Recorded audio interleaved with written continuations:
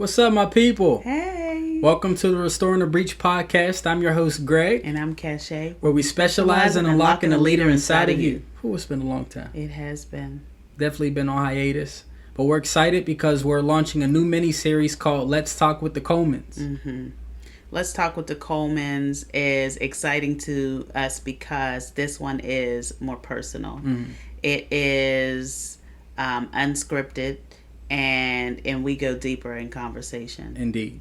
Yeah. Do you feel like we went deeper than we have ever Absolutely. gone before? About everything. Yeah. Everything. Even just everyday things. Yeah. So sit back. Relax and enjoy this episode.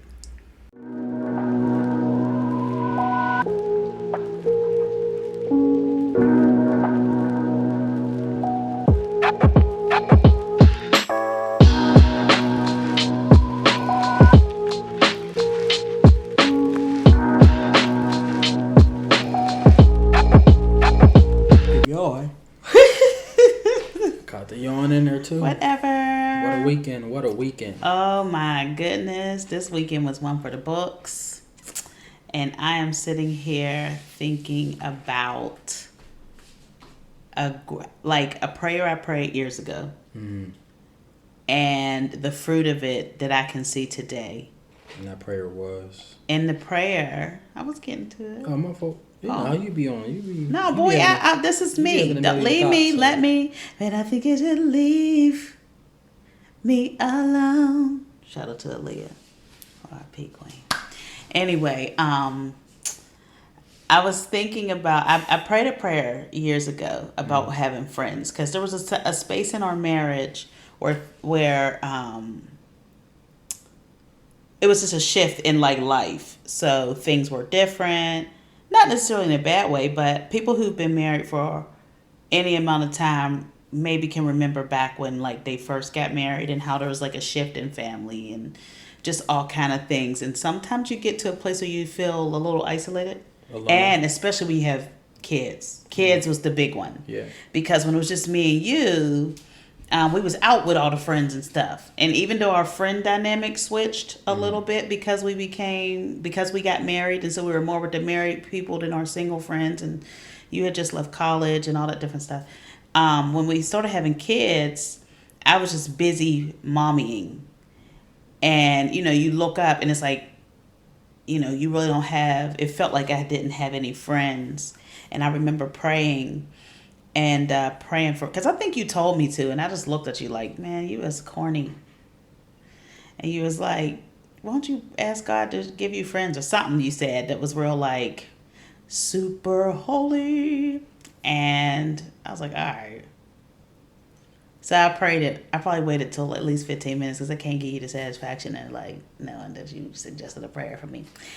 At the time at least. And I was petty like that. No. You ain't gonna be telling me what to do. Lord, could you don't? Anyway, and I did pray. I did pray sincerely about God giving me friends. And over the years, I just started to, I think I'm just in the fullness of it now. Yeah. It's like being a part of a garden and you start seeing one thing pop up and another. And before you know it, it's this full, beautiful garden. And I think that I've been recognizing the beauty in the garden that God has created us in. And all of our friends, I just put a post on Facebook about our community and how we have a lot of dope friends. Mm-hmm. And they're doing amazing things. Mm-hmm. And it reminds you that, number one, community isn't just one thing. That's something that I had to learn. Not being big. A part of a church body like we were at one point. And that's what I thought community was. Mm. And but now I'm seeing it's not just one thing. If you're in a space where it doesn't mean you don't have to have community, that doesn't mean you don't get Jesus now because you're not a member at a church at this point, and different things like that. And it helped me to see what God had given me because I had desired certain things from family and stuff like that. And while God is restoring and doing things with that, he showed me who I do have. And I think, we've been on this intentional living, like this has been our thing for like 3 years about, and just seeing every single day, like what intentional living actually looks like. It's not like, let me jump off a cliff and skydive today. Let me do that. Like, it can be, but that's not necessarily what it is. But really mindfulness, like, we took the kids to the wave pool today. And I was watching the kids and doing all this stuff. And then I stopped for a minute and I was like, what do I smell? What do I see? What do I hear? To kind of like slow down in the moment. And I've just been very appreciative of like our community and our friends and our family. And it helps you when you're going through things and dealing with, the life in part, to be able to have joy in your life while you're waiting for stuff, if that makes sense. Does that make sense? It makes a whole lot of sense. So I'm just sitting here thinking about that. And I'm so thankful. You hear a lot of people who say, like, I don't need nobody. I don't need no friends. Well, I think it's... I feel like it's a defense mechanism. Well, it is, because the thing is, when you come out on the other side of that feeling, the narrative changes for people. Yeah. Like, when you spend your whole life broke and struggling and wanting, and then you get that breakthrough, and you come out on the other side and there's a different level of appreciation, the narrative changes. Yeah. And for some folks, they can look back over it and be like, man, I appreciate it. Yeah. And reach back to people who are in that same space. For others, they may intentionally or unintentionally forget where they came from. Yeah. You know what I mean? But at the end of the day, yeah, the intentional living has been the thing that we've really been walking in. Yeah. Because what we once knew life to be has drastically shifted and changed. Oh, in so many changed ways. in a way that we didn't have control over. And so it's taught us, like, number one, God revealing himself to us in a way we've never seen before. We keep talking about this, but I know there's a reason we're talking about it. God being dad, being father to us. Because there are so many characteristics of him that we're used to calling on him for. Provider, probably the most common one, because we always look to God for our needs. But when he has you in a space that's uncomfortable, and he's that father that wraps his arms around you and gives you comfort, even though your circumstances haven't completely changed, he has a way to help not only make himself real and tangible, but help your perspective and outlook on it look differently. And we're able to look and see, this weekend, us spending time on that quadruple date with our friends, so having a whole ball. Us just, and the reason we got this backdrop because we were able to be a part of a really dope friends podcast today. Yeah. Shout out to Pretty Nerd Time Machine. We ain't giving nothing away. We're just saying that's her plug. Yeah. But and this actually ain't even gonna be it. This will be out well after. Yeah. But just being able to be a part of this and seeing our friends, man, having conversations with people, and it's like even the talks mean more. They do. Oh my Conversations goodness. mean more. Everything just means more. It could just also be an age that we're at. And I was thinking about that before. I was like, as much as it's like dreading being so close to 40, it's like, ooh, snap. I'm also recognizing so much that I have gained in understanding and appreciation and wisdom and stuff like that at this age. And that you're making it to 40. I wouldn't even, let me first say that I just wouldn't trade it. Like beyond, like, I'm not necessarily a black male statistic in that way. But like the fact that there's this understanding, appreciation, knowledge and stuff that I just wouldn't change it at all. Because, sometimes you'd be like, well, would you go back to 25 or whatever? Because, you get more time. And when I think about it, I really would have to say no. 25 was 25. And compared to where I am now, 25 was dumb. And 25 was more stressed. And 25 was not as thought out. It wasn't as wise. Yeah. It was knowledgeable enough for 25. But now that I'm 38, there's so much that I've gained since then that I wouldn't go back to 25. I appreciate the age that I am, even though it's scary to be like, I am really near 40. Like, ooh, snap. Yeah, you really are near 40. So are you. You ain't that far. Boy, better be 36 this year. Yeah, you really are. You are on the other side. Your midway point was last year. Yeah. You hit 36, you're on the other side. The thing for me is I've probably had midlife crisis for the last 10 years. Just I've always had this clock of what I wanted. And you're also an old man inside. Yeah, I mean, there's just things that I've always kind of had my picture of what I would spiritually 57 accomplish in certain spaces of life, and then God sends you down a different path, and you have a different set of accomplishments that you have to appreciate because it isn't the picture that you created. It's the mosaic, like you talk about all the time, that God has created. Man, He is. I said that to my sister today. Mm. You know, everybody thinks, oh, I should know this by this time. Well, I should have done this. But I felt that way at 30, actually. That was my first midlife crisis. I should have did this. I should have done that. I should have. And it's like, for real, we're all like figuring it out, man. Mm-hmm.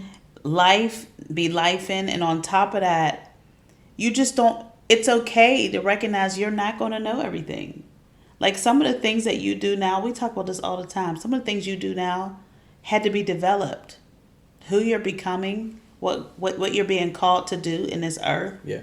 Ain't no way you could have did it at 20.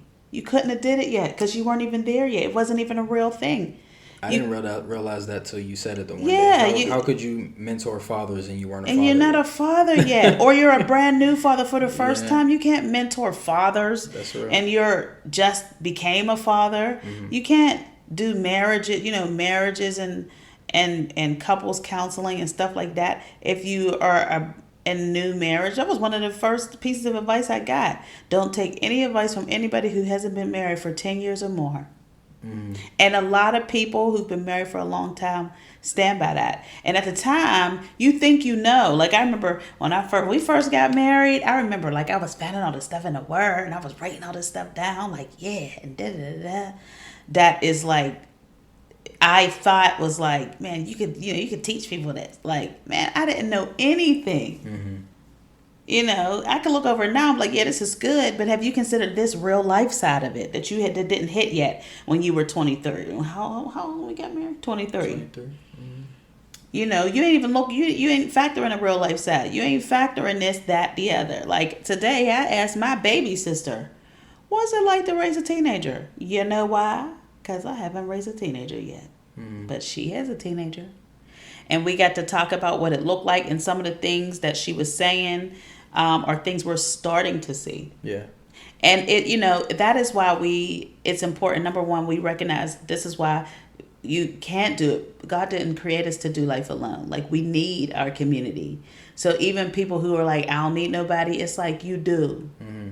But you don't, either you have been hurt or you're afraid, or you don't recognize the importance of it yet, or you're not acknowledging who you might already have. Yeah.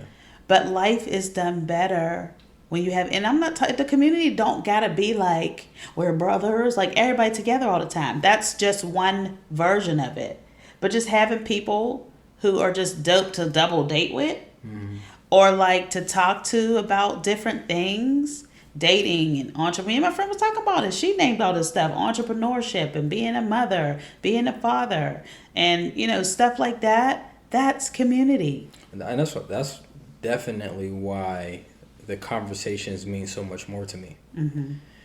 Because we do a whole lot of stuff in life, and you're reinventing the wheel. Yeah. And you're feeling like the anomaly until you have a conversation with somebody and realize that they've walked down that road or are currently walking down it, and now you got a battle buddy that has been through a war or is travailing this with you, and you guys can lock arms and be like, man, we can get through this. Yeah. And that was like, man, that's a different appreciation. Even with this, with the the social media content creating, and you're talking to other people to do it. And you start to deal with just the simple stuff like, man, editing is a lot of work. Yeah. Somebody else is like, yeah, man, I spend like 2-3 hours editing. Like, for real, you too, bro? Yeah. You ain't got the blog to figure this out. No, bro, it really takes that long. Yeah. So, and those are the things that this is why we need each other. Yeah. Like, we're not meant to be on this earth by ourselves. That was the very beginning. And as many preachers have said, was the first time God said it's not good. Yeah. Is when human was alone. Come on, man. And, he brought Adam a wife, but, even with more than that, we need all of that. Yeah. You know what I mean? And just seeing that and understanding that,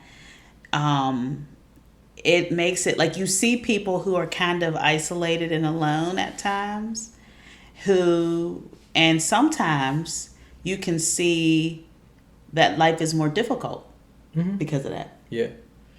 And it's like, man, if you just had a friend that you can even vent and say this to, you might be like, man, I just need to get that out. Isn't this why therapy is so impactful? Man. That's nothing but a mini personal version of therapy. You know what I mean? Being able to have a space to vent and to express, and somebody to be like, yo, you can make it through. My friends be my diary sometimes. Yeah. That's why I love Marco Polo. They be my diary sometimes. Shoot, man, you're just taking me right to marriage. Like, this is how we benefit each other. Yeah.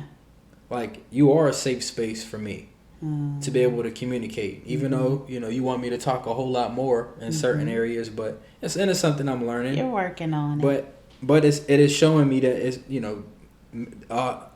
all those irreconcilable differences that have been filed for divorce, I would bet my bottom dollar, if it wasn't infidelity, and in some cases even in infidelity, could have been restored if people were willing to communicate. Yeah. And we're talking about intentional communication, like active listening, hearing somebody's heart, apologizing. Yeah. For real, and caring about all of that's the other person's side of it. Yeah. And some of that stuff isn't going to be restored in one conversation. No, it's going to take time and work. Yeah. Yeah. It's going to take time and work and a willingness.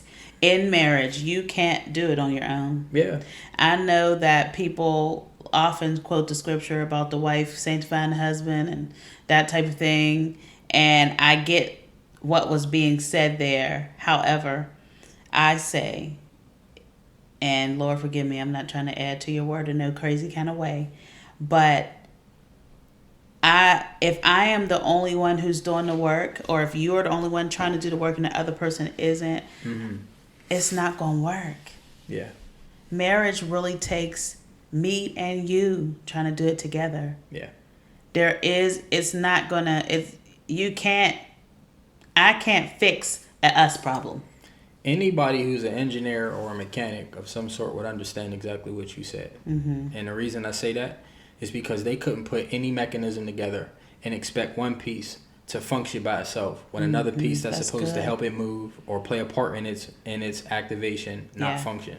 I can't drive no car if my engine don't work. My engine ain't gonna fire up if the starter don't work. If my battery don't work, there's things that are connected to that. They're all important components. I remember I might have read this in a book. It might have been a kid's book that said, "What's the most important piece in the car?" And either it came down to like the spark plug. It might have been like the spark plug because it was even though it was the smallest component, people would name the engine or name this or name that. But it was such a small piece that ignited it. But at the end of the day, you still need all those pieces. All the pieces, because if anything is malfunctioning, I can have the greatest engine in the world. If my car don't got no wheels, where's it going? Where's it going? Hello, that's good. So it's the same with smart. It's the same with marriage. You are smart. It's the same with marriage, man. Like we've watched. You are fine. You ain't so bad yourself. I know I ain't so bad. About to be part 2 of yesterday. Oh. But it ain't. We've watched marriages, man. Oh, it's so heartbreaking even to think about it. Like fall apart, even currently struggling because somebody is not selfless. Yeah. And they're too selfish. You know what I mean? Like and it's a hard thing. You don't know. I think the thing I've heard other preachers and podcasters say about marriage is it's one of them things that it's a mirror. Going into marriage and you find out so much about yourself. It's hard if you go somewhere and you start seeing, if you're living in a space where you're seeing a lot of bad things about yourself a lot, and then to be like, now you need to fix that to make this work. Because everybody has a picture. Most people have a picture in their mind of marriage looking something like something on TV. Of course. Yeah. It's just, I gotta do this. It's gonna be great. It's gonna be wonderful. I'm gonna be like that. You give yourself the benefit of doubt. You over it. You know how the Bible say, don't think too much of yourself. Think you ought to. You think, oh, I'm gonna just do all the right thing. I'm just gonna, like, you won't say that. Yeah, I'll probably make mistakes. But you inside, you're not understanding the heart of that. But if there's hard times, we'll get through it. And if he, I'm gonna let her do this. We're gonna be like this. And there's so much stuff you just don't factor in or can't factor in. And to have a walking mirror every day for you to be like, man, like I remember you asking me, like, why are you so angry? I never had to be asked that question before because I wasn't really angry. I had to start asking myself, why am I so angry? I don't know what's making me angry. And you wouldn't necessarily be having to do anything. But if you haven't been in a position where you're being challenged in that way, you won't even know that that's an issue because it's never been touched before. You don't have to worry about that. You look by yourself. You don't know you angry. You know what I mean? You don't know that when your mom dies or whatever, you're going to turn into a different person. You don't know if you have a baby in postpartum depression. I'm just naming stuff because this is real stuff. Yeah. You don't know that the husband could get jealous because he's used to all the time with mama. And now the mom got the baby and she don't know how to dedicate time to him. And you got to wait to get your wife back. You got to wait to get your... That's And you just a part of that still season. don't fully get her in the way you had her before she was a mother because your dynamic changes. Like I remember when we first started, like, when we were like trying to date a little bit more. And we were like, all right, we're going to go on a date. We are not going to talk about the kids. We ain't really had nothing to talk about. I remember that. We was at a restaurant and we was like, all right. Because the kids was our life. We just had babies. So now we just now we've grown to a place where we can go and we talk about them, but it doesn't like, still the moment. Yeah, it doesn't. It's like, man, that boy, blah, blah, blah, blah, blah. Yeah. And then, but even that took time to build, to even be able to have a relationship that don't have nothing to do with them. Yeah. But we were in a phase in our lives where they were babies. So of course they're going to take all your time. And we weren't really putting into a relationship because we was putting into them. They're little babies. Now everybody's growing and we've been getting to know each other even more and more because you have to continue to do that when you get married. I don't care how long you're together, you need to be still getting to know each other. Yeah. I love learning new things about you. I really do. Y'all, when Greg has a story that I ain't heard before, because here's the thing. I kind of grew up around them from when I was 13, 14. 10 and 13. Yeah. And then me and his sister became like super tight. She was my sister's best friend. And then I stole her because I was like, I really love her. And this is now my friend. So I heard all the stories. All y'all favorite stories that still get told over and over again like it's brand new. And so when me and you got together, I got to hear them from your perspective and stuff.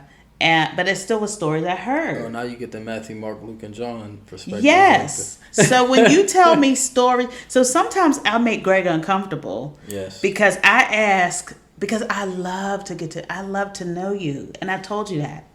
I love to know you. So I'll ask him the most weirdest questions. Like, it could be crazy. Like, I'm going to throw the craziest thing I can think of.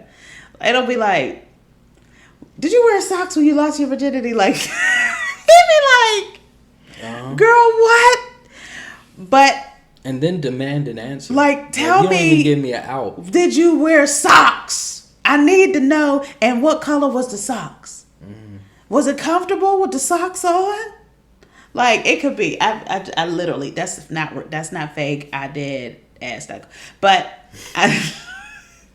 I like to ask all kinds of weird questions because when you've been together for a while and you and your spouse talk all the time,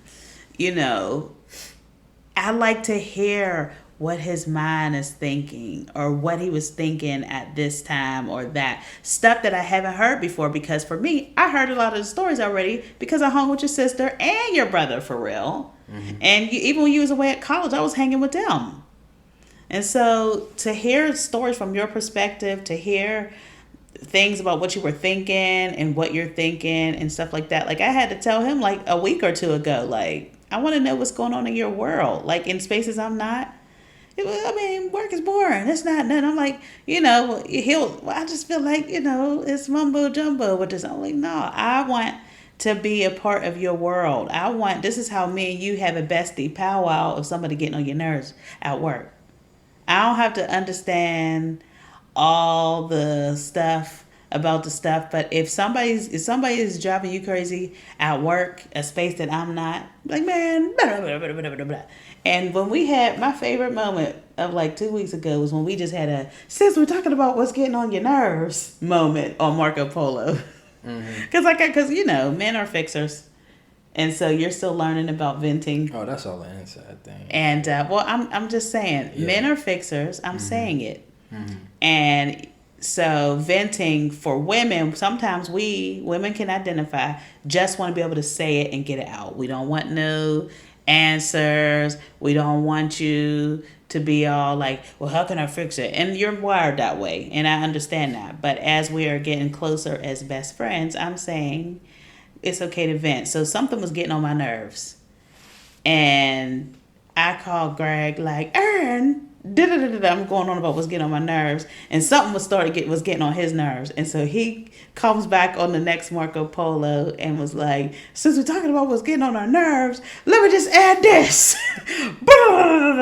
And we just was going back and forth about what was getting on our nerves, and then once it was over. But I was like, that was dope. It was a bestie moment. Yeah, I came back. I apologize. Like, man, I'm sorry. I wasn't blaming you. I was like, I didn't think you was blaming me. We were talking about what was getting on our nerves. Me and my friends do it all the time. I'm like, I'm being your dictionary, your diary right now. That whole fixer thing with me, and I can't speak for all guys. I'm sure a lot of guys can relate. They do. They say the same stuff. Yeah, but to me, hearing information, I in my mind, if I'm hearing information, there's something to do with it. Not just to hear it, so it's taken a reprogramming over all these years that you want to release information in order to provide some form of therapy or release for you. Yeah. And when I hear information, I'm like, well, what are we doing with this information? Why are we just releasing this? Remember the whole announcement of like, if you don't have a solution, then don't say nothing. Thing that happened. So we was in a meeting. At a leadership meeting. We were in a leadership meeting in church. Yeah. And they basically was like, don't say nothing unless you have a solution to go to it. And in that setting, I understood why they were saying it, because that would have been a lot of everybody was just getting up like, and another thing. Yeah, you got to facilitate that. But I do get that. I think there could have been even a better way even with that, because you're not always going to have a solution. And let me just say on the side, if the platform is a place to pose an issue that your department is facing, why would I bring it up if I already have the solution? Leadership development, that is something that we do and as well. So I do agree, but there's something that's popping in my head. Just let me say it. I feel like there's a little ego in men that you think that you can solve all the problems. You think that. This is making me think about when we talk about male ego.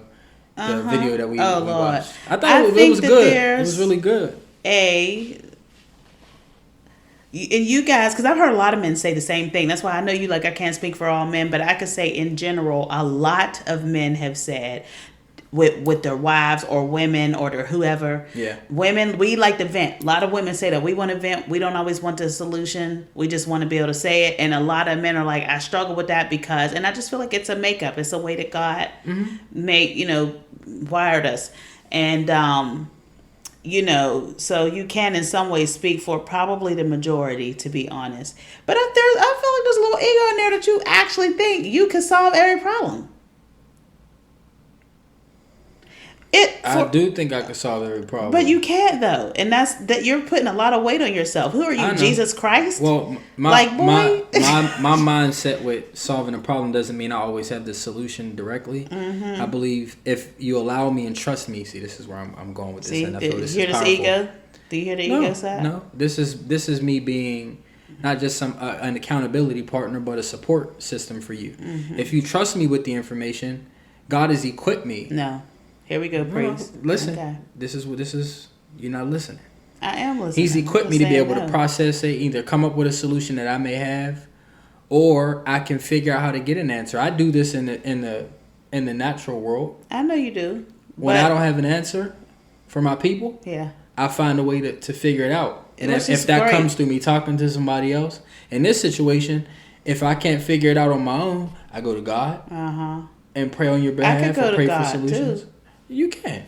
But while you share it, when you share it with me, because you're my best friend. You're the to person I talk to every day. Absolutely. You're the person I talk to every day. I'm only saying why my mind. No. I'm just, and that's what I'm saying. As the woman, I'm saying you are my best friend. You are the person I talk to every day. So in me wanting to know about your world, I want you to know about my world. Absolutely. And so for us, we just be wanting that. Like when we had that little Marco Polo back and forth, I was like, that was dope. We done reached a new height in best friends. Because he was able to do it. That's the first part. Yeah. Because usually it's like, well, babe, I think like, I don't want to hear, babe, what I think. Because half the time, depending on what it is, we might have a thought of how to fix it. Or maybe the truth is there is no solution. And it's okay to say, ain't no solution to this. That's okay. I'll add to this. And I also think a part of the development of relationship, of people growing, this is why offense doesn't help relationship. If you know that I'm a fixer, and I know that you're a venter, there are times when I provide a fix. Fixer and venter. Yeah. There are times when I provide a fix, and instead of you getting offended because we develop relationship, you understand.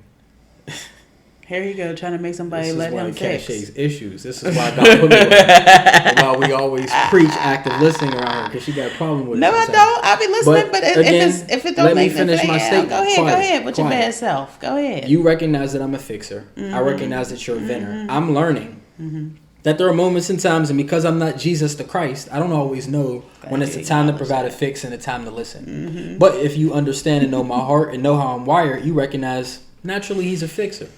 And so there's a time when I'm a miss, and there's a time when I'll hit. But if it's the time I'm providing a fix when you don't want one, we can communicate that. You can say, I ain't trying to have you fix that right now. And there's also times and you can't get offended if I say that. No. See, this is why you don't listen that much. Because my statement from the very beginning is, if I understand that you're a venter and you understand that I'm a fixer, here I am putting us both on equal plane. I'm not only speaking from Greg's standpoint. I'm saying that we mutually understand each other. Where's the but? No, there ain't no but. But you said but. Yeah, I did. But I'm learning to say and. Yeah. And I don't know if that's a space to put and right there. But I think you're good at it, because what the major point that I'm making is, the more we get to understand each other, the more that we build this bond. And then you see them couples that are married 50, 60 years, and they argue, and it really ain't an argument because they understand each other. It's like, man, he gonna go over there and sit down. I ain't worried about him. You know what I mean? Yeah. That is what it is. And I know what he means about what he means. Yeah, but you ain't gonna be sitting here acting a fool, and then I'm like, oh, I know because some of them old couples. I'm talking about me and you. No. Let me just pull it out, because a lot of people be wanting to highlight these old couples, but they was miserable in their marriage. I don't care if you've been married 50 years. If you're not happy or you're miserable, that's not a successful marriage.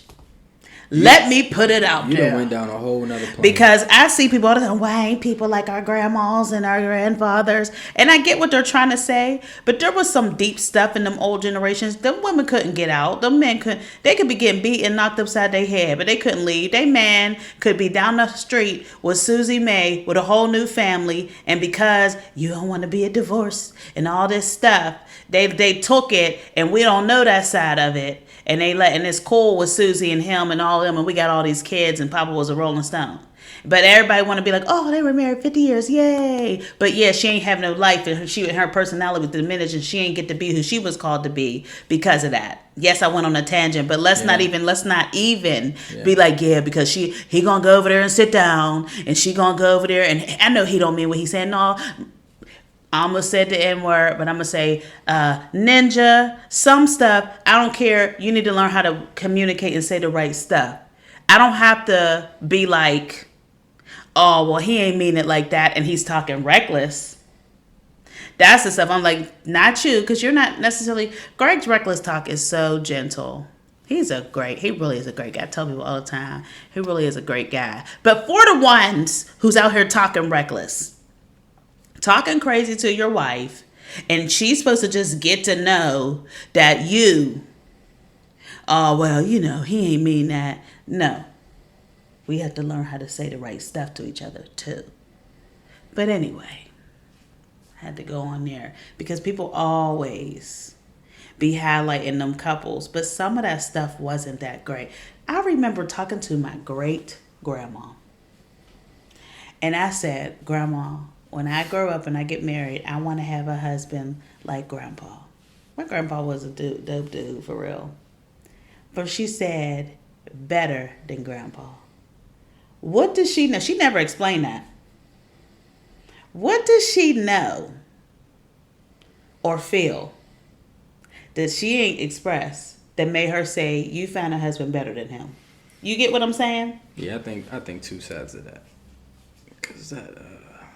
You got to think about it, though. No, there's stuff she knows. I 6,000% agree. I agree. I think with that, it also makes me think about.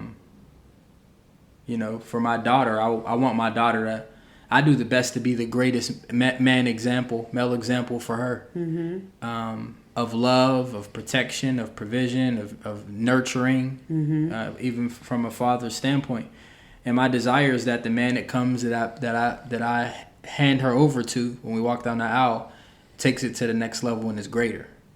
Now, that's why that was one side of the coin that she could have been coming from. Now, what I desire for you as my granddaughter is to have even better than what I've had. The other side is what you're saying. Yeah, because I've heard another woman. I know the intricacies of my marriage, and I don't want this for you. And I heard another woman who, my grandma's age, you know who I'm talking about, who said she had the best.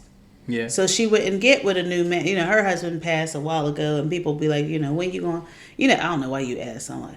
When you gonna get a man again? Like, I don't know why people do that, but they do. And she wasn't young, so that's another reason why I was like, but she said I had the best. And let me just also say, you dummy down how great you are. And I'm really trying to help you not do that no more. If Julie gets a man as good as you, she's doing well in her life. Oh, no, you don't Don't get it twisted. I'm not diminishing. But you do. That you do. We working on that. Well, no. I'm not diminishing how great of an example I am for her. It's just from a father's standpoint, my desire is for, just like for my sons, whatever I accomplish in this world, whatever platform or stage I speak on, my desire is for them to take it to the next level. Well, that's different. So that's what I'm if talking Julie about. gets a husband, well, that ain't different from what I'm saying you. In that. Yeah. Not, I want my kids to be better than me, but I am saying, first of all, you're already a rare breed. And if Julie, I've been saying this to you, don't act surprised. And if Julie, see, I got to talk bad to him while also giving him a compliment. If Julie has a husband like you, I will be the happiest mother in the world. Seriously. You are hard on yourself in a way you don't need to be. And I know you want the best for my daughter. If she got a husband like you, she would have the best. That would be the greatest joy in my life. If my sons could become a man like you, and I get you want them to go further in life. Cool, that's cool. But if my sons become a man like you, they're doing well in life, and their wives will be blessed. That is not ever a question for me. That's why I said, when my grandma said that, I was like, huh, because she said it like two times. And I was like, dang. Because Grandpa seemed like a good dude, Grandpa was my dude. But she said it. Mm-hmm. She said it, and she could have been talking in the way that you're talking, or she could have been talking in a different way. And the fact that it made me even thinking like, dang, why she say it like that? At the age I was, you know, I'm like assuming, but also I'm like, all right, well, okay, grandma. I'll just love it like that. But back to you. If my daughter get a husband like you, she'll be blessed and you won't have to worry about her. That's what I want for her. You won't have to worry. We won't have to worry about her. She get a man like you. Because I don't know who could be better other than just being a millionaire. And that's on the way. Then you'll be perfect. I could turn it up. I could turn it up in the romance. But you're still... The point is... Even with your weaknesses, I ain't talking about that. I'm talking about I ain't talking about that. No. I know what you're talking about, and I know what you're not talking about. That part down. You've been had that down for a long time. I appreciate that. Thank you. But I don't lack no confidence. I know you don't. I want you to be like that in every other space in your life. I know you say that. I want you to walk around in life the same way you do when you handling it and laying it down in the garden. You know what I mean? Yeah. That's how you should be with everything in every space that you go in. And I mean that, and I've always said that. So don't dumb me down because you got a tendency to do that, and I'm saying don't. If my daughter get a husband like you could be happy. You don't got to worry about her. And that's the truth. And if he's a millionaire too, oh, nigga, we made it. Hold on, you have to bleep out that one. Or not. Oh, it's ours. So anyway... I'll be such a happy mother. Yeah. I don't have to worry about my baby. I don't even know how to land this plane back to what my original so point anyway, was. There ain't no point because I had to talk bad to you in the most I don't know how it turned into compliment way. You start going off on all the because I need to talk about on all the Miss Seelys, all of that stuff because there's people out there like that and they're shouting out their years but they're miserable. Well, we know 50-year-old 8-year-olds. Well, so that very well could be. It's no different than people who've been in therapy. Yeah, who've been in relationship for many, many years, but no true growth. Mm-hmm. If you ain't growing as an individual, you're not going to grow as a union. Yeah, but that's the thing. Like, don't believe the hype, y'all. Yeah. Just because a person louds out how many years they've been married, if they ain't happy, that is not success. I know couples that have been married that long and live in separate houses. And that is not. I don't know. Unless they're happy with that. Yeah. Because they could be happy with that and still happy. That's their business how they do it. But if living in separate houses and are miserable, I don't care if you've been married 58 years. That is not success. Yeah. I did not get married to live in my own house angry at you all the time. I might as well be single and have one less headache. Yeah. Like that, But if it's like, bro, I need my space, you got yours, but we is happy. Some people intentionally choose that Oprah Stedman approach. Look, but if they're happy, that's it's on you. It's cool. But if they're not, what are we doing here? That's the thing, and I think that. In a marriage, you can get to a place where you got to ask that, like, what are we doing here? And what are we really doing here? Yeah. Because we can say what we think we're doing, but then we have a real conversation if we're open to it about what we're actually doing. What do we really want? Well, I always ask the next question. So even with folks that would claim to be happy in that space, living separate lives as a married couple, I'd venture to challenge them to do a little more examination of their life. I mean, what if he just ain't clean and she don't like that? Well, I love him, but he gonna live over there because he ain't clean. Yeah. But we can just enjoy each other and be next door neighbors. All right, boo, give me a kiss goodnight. That's their cup of tea. If they say that they're happy and they're the only ones who can measure that, that is their business. Yeah. But if they're not happy and then now we need to ask the next question, like you said. What are we actually doing this for? Because what's the point of being married? Yeah. And it's not to say that in marriage that all moments are happy. Well, the reason I made the statement about the happiness is because I feel like that that in and of itself, if you're a selfish person and you like to have everything to you could be happy with not inviting people into your space. Mm-hmm. Does that mean that your marriage is successful? Absolutely not. And so just measuring a successful marriage by whether or not a couple feels happy, if you're both depriving each other of the things that can help your marriage grow. But what if they don't feel like that? What if they feel like they're okay? That's what I'm saying. This is what I'm talking about. To each his own. And this is why I get the to each his own. I get that.